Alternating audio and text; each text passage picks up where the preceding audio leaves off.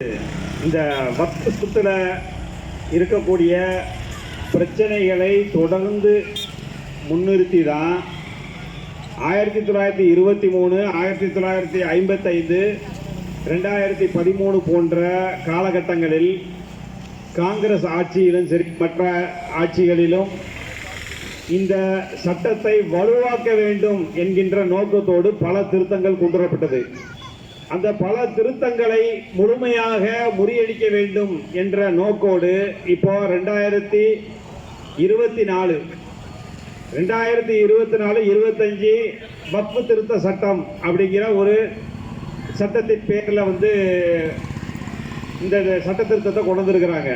இதை விளக்கமாத்துக்கு பட்டு குஞ்சன்னு பேர் வச்ச மாதிரி இந்த சட்ட திருத்தத்துக்கு பேர் 2025 வக்ஃப் திருத்த சட்டம் இல்லையா, இதுக்கு பேர் உண்மை தான். அதாவது ஒரு அரபு வார்த்தையில இந்த பேரை வச்சுட்டா இந்த முஸ்லிம் மக்கள்லாம் ஏமாளிகள் ஏமாந்துருவாங்கன்னு இந்த மத்திய அரசு மோடி அரசனுடைய ஒரு அடிவரடியாக இருக்கக்கூடிய RSS அடிவரடியாக இருக்கக்கூடிய ஒரு கிரண் ரிஜிஜு அப்படிங்கிற ஒரு அமைச்சர், அதை பாராளுமன்றத்திலே மிக தெளிவாக ஒருத்தர் சொல்லிருக்காரு. கிரண் ரிஜிஜு அவர்களே, உங்களை வைத்து இன்று முஸ்லிம்களுக்கு எதிராக ஒரு சட்டத்தை பாஸ் செய்திருக்கிறார்கள். நாளை இதே சிறுபான்மை இனத்தினராக இருக்கக்கூடிய கிரண் ரிஜிஜுடைய சமுதாயத்திற்கு எதிராகவும் உங்களை போன்ற வேறு ஒரு நபரை வைத்து சட்டத்தை இயற்றுவார்கள் என்பதை நீங்கள் தெளிவாக புரிந்து கொள்ள வேண்டும் என்று பார்லிமெண்ட்ல மிக தெளிவாக ஒரு அமைச்சர் குறிப்பிட்டிருக்காரு. அப்போ இதே மாதிரி அப்துல் கலாம் ஜனாதிபதியாக இருந்தார். குஜராத்தில் கலவரம் செய்யப்பட்டது. இன்னைக்கு மலைவாழ் மக்கள் பிரதிநிதியாக நாங்கள் முர்முவை ஜனாதிபதியாக ஆக்கியிருக்கிறோம் என்று சொல்லக்கூடிய இந்த மோடி கேடி அரசு மணிப்பூர்ல அங்க உள்ள மலைவாழ் மக்களை வெட்டு துணி இல்லாம நடு ரோட்ல ஊர்வலம் கொண்டு சென்ற அந்த மாதிரியான மிக கேவலமான நபர்களை கொண்ட ஒரு கட்சி, அந்த நபர்களை கண்டிக்கவும் தண்டிக்கவும் என்ன செய்கிறீர்கள்? அந்த மணிப்பூருக்கு நீங்கள் சென்றால் என்னன்னா, இங்க இருந்து ஸ்ரீலங்கா போறாரு, இங்க இருந்து அமெரிக்கா போறாரு, லண்டன் போறாரு.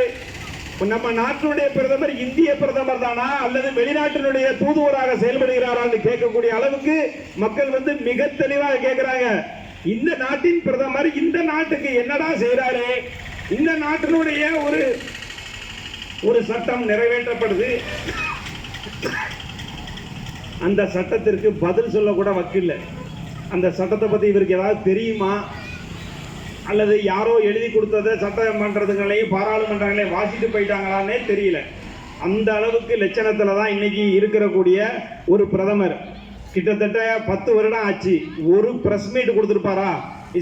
எந்த ஒரு கட்சியாக இருந்தாலும் அந்த கட்சி அல்லது அந்த ஆட்சி நடக்கும் பொழுது அந்த ஆட்சியினுடைய நன்மை தீமைகளை மக்கள்கிட்ட கேட்டறியணும் அல்லது பத்திரிகையாளர்கள் மூலமாக தெளிவு கொடுக்கணும். ஆனா நம்ம நாட்டு பிரதமர் என்னமோ பத்திரிகையாளர்கள் மைக்கை எடுத்துட்டு ஓடி வந்தா ஓ மை காட்ங்கிறாரு, ஓ மை காட்னு கதறாரு. ஏன் உங்களை எப்படி உள்ள விட்டாங்கன்னு கேட்கிறாரு. பத்திரிகையாளர்கள் உள்ள விடுறது அவ்வளவு பெரிய துரோகமா? இந்தியாவிலேயே தேச துரோகமாக பார்க்கக்கூடிய ஒரு விஷயம் பத்திரிகையாளர்கிட்ட பேட்டி கொடுக்கிறது பிரதமர். அதே மாதிரி இன்னொரு விஷயம், தூத்துக்குடியில் துப்பாக்கி சூடு நடந்தது. முதல்வர்கிட்ட போய் பேட்டி கேட்டா சொல்றாரு, நான் டிவியில தான் முதல்ல பார்த்தேன், எனக்கு தெரியாதுங்கிறாரு. அப்புறம் எதுக்கு உங்களுக்கு எல்லாம் ஒரு அமைச்சகம், அந்த அமைச்சகத்துக்கு நீங்க தலைவர்? அதே மாதிரி தான் அவர்கிட்டையும் கேட்டாங்க, என்ன ஆச்சு நீங்க மணிப்பூர் பக்கமே போகலையே, மணிப்பூர்ல இவ்வளவு மோசமான நிகழ்வுகள் நடந்துகிட்டு இருக்கேன்னு பிரதமர்கிட்ட கேட்கும்போது சொல்றாரு, நான் சமூக வலைதளத்தை தான் பார்த்தேங்கிறாரு. அப்ப இப்படிப்பட்ட கேவலமான முதலமைச்சர்களும் பிரதமர்களும் இந்தியாவில் இருக்காங்களேன்னு மக்கள் மிக கேவலமாக திட்டிக் கொண்டிருக்கிறார்கள். இப்படிப்பட்ட பிரதமர்களையும் முதல்வர்களையும் நாட்டில் வச்சுக்கிட்டு தான் நம்ம இந்த நாடு வல்லரசாயிரும்னு நம்ம நினைச்சுக்கிட்டு இருக்கோம். முதல்ல இந்த நாடு ஒரு வல்லரசை தொடுவதற்கு முன்பது இந்த நாட்டில் இருக்கக்கூடிய மக்களை ஒருங்கிணைக்கக்கூடிய ஒரு நல்லரசாக இருக்க வேண்டும் அப்படிங்கிறத தமிழ்நாடு மிக உதாரணமாக காட்டிக் கொண்டிருக்கிறது.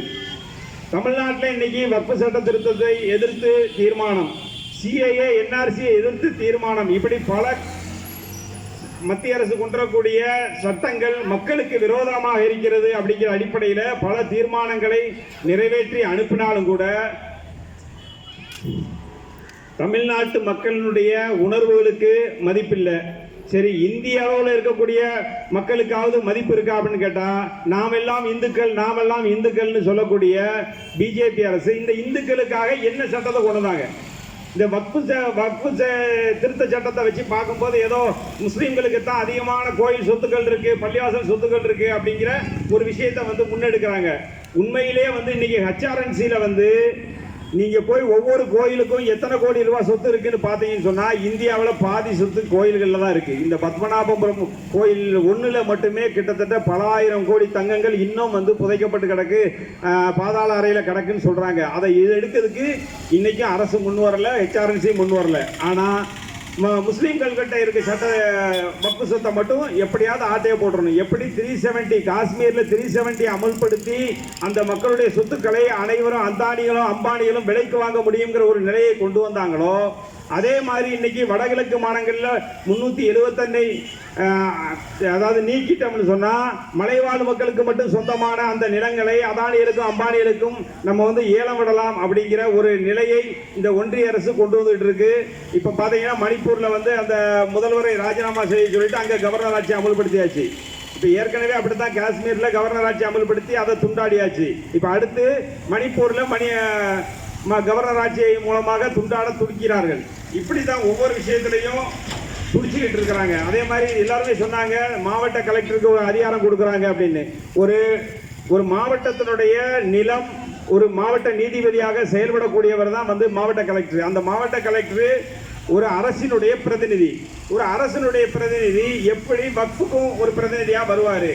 வாதியும் அவரே எதிர்வாதியும் அவரே அப்படின்னு சொல்லி நியமிக்கக்கூடிய ஒரு கேவலமான நிலை.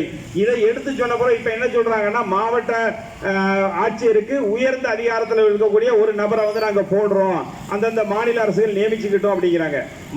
மாவட்ட ஆட்சியருக்கு மேல உள்ள அவர் யாரு? அவர் எந்த நிலையில் செயல்படுவாரு?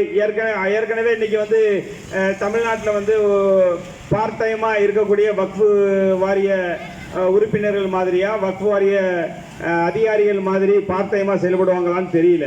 அப்போ வக்ஃபு வாரியத்துக்கு 24 மணி நேரம் ஒரு அதிகாரி செயல்பட்டாலும் கூட அந்த வக்ஃபு வாரிய சொத்துக்களுடைய பிரச்சனையில் தீர்க்க முடியாத நிலை. திருநெல்வேலியில் ஒருத்தர் வக்ஃபு சொத்தை மீட்பதற்காக பாடுபட்டு கொலை செய்யப்பட்டிருக்காரு. அதை சட்டசபையில் பேசி உடனடியாக கைது செய்யப்பட்டு அவருக்கான ஒரு தற்காலிக ரெமிடி. அவன் பையன் இன்னைக்கு எனக்கு கொலை மிரட்டல் இருக்குன்னு திருப்பி வீடியோ விடுறான். அவர் ஏற்கனவே கொலை மிரட்டல் இருக்குன்னு வீடியோ விட்டு அதை கண்டுக்காத இருந்த காவல் நிலையங்கள் உள்ள அந்த பிரச்சனை தான் இன்னைக்கு அவர் இறக்கிறதுக்கும் காரணமானது. இப்ப அவர் மகனும் அதே கதையில ஒரு இது தகவல் சொல்லியிருக்காப்புல. இதே மாதிரி இந்த மணல் மேல் கூடிங்கிற ஒரு ஊர்ல நேத்து என்கிட்ட நேரடியாவே போன் பண்ணி பேசினாரு. எனக்கு கொலை மிரட்டல் இருக்கு, ஒரு சொத்து வக்ஃபு சொத்து விஷயமா கபரஸ்தான் விஷயமா நான் போராடிட்டு இருக்கேன், எனக்கு நீங்க ஏதாவது பாதுகாப்பு கொடுக்க முடியுமா, இல்ல ஏதாவது செய்ய முடியுமான்னு நேரடியாக என்கிட்ட கேட்கிறாரு. அவர் வீடியோ விட்டுருக்கிறாரு. அப்போ இப்படி மணல் மேல் கொடி இங்க இருக்க உளவுத்துறை குறித்து வச்சுக்கோங்க. மணல் மேல் கொடியில இருக்கக்கூடிய ஒரு முஸ்லீம் சகோதரருக்கு வக்ஃபு சொத்து விஷயமா போராடுறதுனால கொலை மிரட்டல் இருக்கு. அவரை வயிற்றுல ஏதோ கீறிட்டாங்கன்னு நினைக்கிறேன். அவர் ஆஸ்பத்திரியில் இருக்கிறாரு. அப்போ வக்ஃபு சொத்துக்களை பாதுகாக்கக்கூடிய நபர்களுக்கு அல்லது வக்ஃபு சொத்துக்களை முத்தவழியாக இருக்கக்கூடிய நபர்களுக்கு தமிழக அரசு உடனடியாக அதிக அளவில் பாதுகாப்பு கொடுக்கணுங்கிறதை நான் கேட்டுக்கிறேன். மேலும் இந்தியாவை 800 வருடமாக இஸ்லாமியர்கள் ஆண்டார்கள். ஆனால் இஸ்லாமிய நாடாக மாற்ற விரும்பவும் இல்லை, மாற்றவும் இல்லை. அதே போல 200 வருடமாக கிறிஸ்தவர்கள் இந்தியாவை ஆண்டார்கள். இந்தியாவை கிறிஸ்தவ நாடாக மாற்றவும் இல்லை, மாற்ற முயற்சிக்கவும் இல்லை. ஆனால் வெறும் 10 ஆண்டுகள் ஆண்ட இந்த பிஜேபி RSS சங் பரிவார கும்பல்கள் இந்த நாட்டில் இருக்கக்கூடிய அரசியல் சாசனத்தில் இருக்கக்கூடிய செக்குலரிசம் அப்படிங்கிற அந்த வார்த்தையை எடுத்துடணும்னு ஒரு தெளிவான முடிவில் இருக்கிறாங்க. அப்போ இது மாதிரியா இந்து நாடாக மாற்றிடுவோம் அப்படின்னு நினைக்கக்கூடிய இவங்களுக்கு ஒரே ஒரு விஷயத்தை மட்டும் சொல்லிக்கிறோம். இந்து யார், இந்துத்துவா யாருன்னு இந்த மக்கள் தெரியும் பொழுது, எப்படி இலங்கையிலும் சரி, ஸ்ரீலங்காலையும் சரி, இலங்கையிலையும் வங்கதேசத்திலையும் அந்த அரசு மக்கள் புரட்சி மூலமாக அந்த அரசையும் சரி தான் இந்த நாட்டினுடைய அதிபர்னு கொக்கரித்துக் கொண்டிருந்த கோத்தபய ராஜபக்சவை எப்படி விரட்டி அடித்தார்களோ அதே போல இந்திய மக்களும் இந்துக்களும் சேர்ந்து இந்த மக்களை இந்துத்துவா நாங்கள் அல்ல, நாங்கள் இந்துக்கள், உன்னை போன்ற மதவெறியர்கள் அல்ல என்பதை நிரூபிக்க இவர்கள் மக்கள் புரட்சி மூலமாக இந்த பிரதமர்களையும் வங்கதேசத்தில் விரட்டி அடித்த பிரதமரை போல கூடிய விரைவில் விரட்டி அடிப்பார்கள்.